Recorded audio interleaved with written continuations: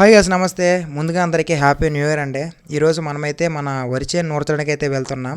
Sorry guys, ఈ video లేట్గా upload చేస్తున్నా. ఈ నూర్చే పనిలో ఉండిపోవడం వల్ల అప్లోడ్ చేయడానికి కుదరలేదు. చూస్తున్నారు కదా, ఇదే మన సైన్యం అండి. ఏదో యుద్ధానికి పోయినట్టు పోతున్నాం. ఇదే మన చేనండి. వర్షాలకు బాగా తడిచిపోవడం వల్ల ఇలా చేనంతా బయట ఆరబెట్టాల్సి వచ్చింది.